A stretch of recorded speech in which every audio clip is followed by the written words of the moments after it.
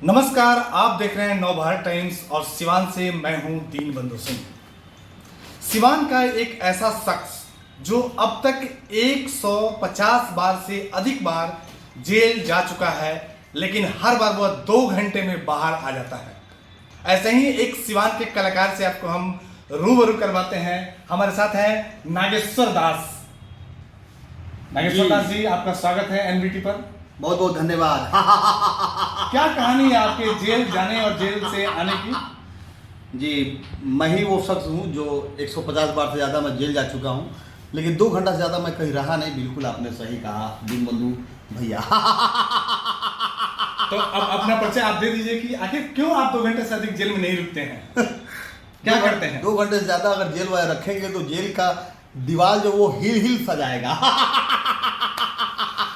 मैं बताना चाहूंगा कि नागेश्वर दास जो है वो हास्य कलाकार हैं। लाफिंग बुद्धा के नाम से ये प्रसिद्ध हैं और जेल में जो बंदी हैं उनको हंसाने के लिए जाते हैं, उनका मनोरंजन हो इसके लिए जाते हैं और बाइज्जत इनको जेल में बुलाया जाता है, इनका अपॉइंटमेंट तय किया जाता है। और सिर्फ बिहार में नहीं, बिहार से बाहर भी ये जाते हैं, जेलों में कैदियों का मनोरंजन करते हैं और उनका आत्मविश्वास बढ़े, उनमें नैतिकता का बोध हो, इसके लिए ये उन्हें शिक्षित भी करते हैं।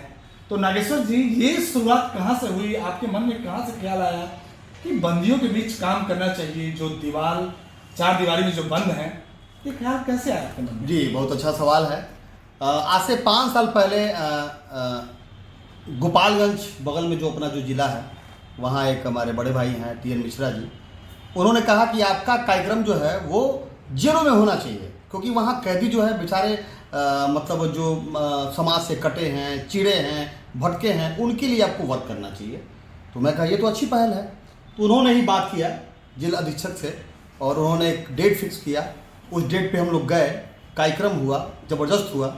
उसके बाद सिलसिला शुरू हुआ और आज कई सारे जेल 150 बार से ज़्यादा मैं जेल जा चुका और मैं उसके अंदर जाता हूँ और कैदियों के लिए जब वर्क करता हूँ तो मुझे लगता है कि वाकई में मैं अपने जीवन को धन्य कर रहा हूँ, क्योंकि मेरे वजह से अगर 2 कैदी का भी अगर आत्म सुधार हुआ तो समाज में बदलाव होगा और इस कार्य को करने में मुझे बहुत गर्व महसूस होता तो ये जो हंसी का आप जो चौपाल लगाते हैं जी, तो इसका महफिल जो सजता है उसमें कैदी कितना एंजॉय करते हैं आप? बहुत इंजॉय करते हैं, इतना इंजॉय करते हैं कि मैं शब्दों में बयान नहीं कर सकता। उसके लिए मुझे आपको किसी न किसी जेल में ले जाना पड़ेगा। तो नागेश्वर दास जी बिहार के अलावे बाकी जगह जाते हैं, विदेशों में भी इनका कार्यक्रम होता है। अब कहाँ कहाँ नागेश्वर जी आप गए हैं विदेश में?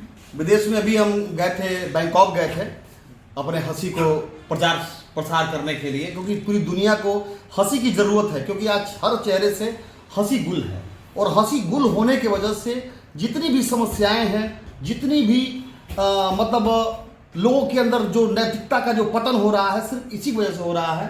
हमारे पुरखों ने कहावत कही थी कि हंसता हुआ घर ही बसता है। लाफिंग बुद्धा के नाम से इनको प्रसिद्धि है। ये जो सबसे बड़ी बात है कि पिछले 5 साल से ये जो कार्यक्रम देते हैं, जेल का कार्यक्रम देते हैं, उससे पहले भी इनका कार्यक्रम चलते रहा है। सुबह में ये हंसी का इनका जो महफिल है वो किसी न किसी पार्क में, किसी न किसी फील्ड में यहाँ लगता है। लोग इनको, हर कोई यहाँ जानता है, किसी परिचय के मोहताज नहीं है।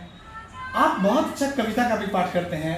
एक कविता आप सुनाएं। नहीं, मैं कविता नहीं, मैं सिंगर हूँ जी। मैं गाता हूँ और कुछ लिख भी लेता हूँ। तो बिहार में मैंने जो गीत जो लिखा हुआ है, हाँ, उसको वो सुनाइए। आपको बहुत पसंद है, मुझे, मैं जानता हूँ। क्योंकि जैसे लोगों की आदत है कि लोग मक्खी की तरह होते हैं, वो पूरे शरीर के सुंदरता को छोड़ करके वहाँ बैठते हैं जहाँ जख्म होता है। लेकिन मैं क्या करता हूँ, मैं सुंदरता को तलाशता हूँ, मैं सुंदरता को देखता हूँ।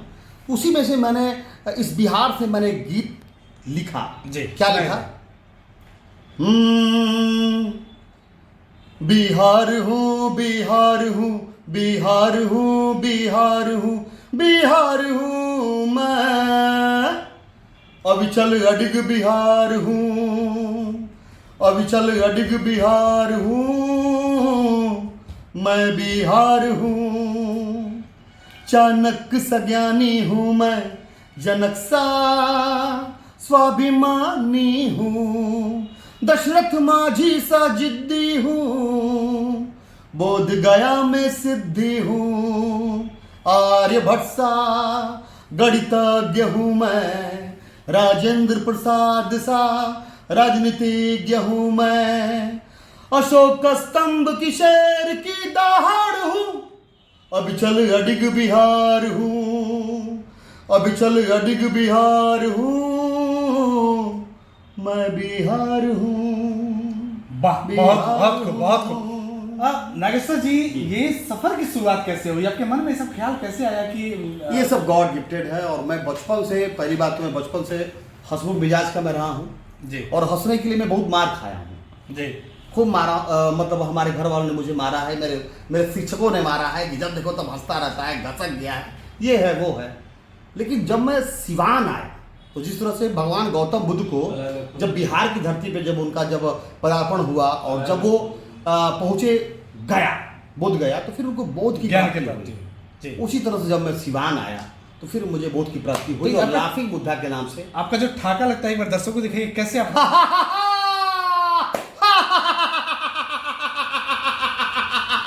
हंसिए हंसिए, बीमारी से बचिए।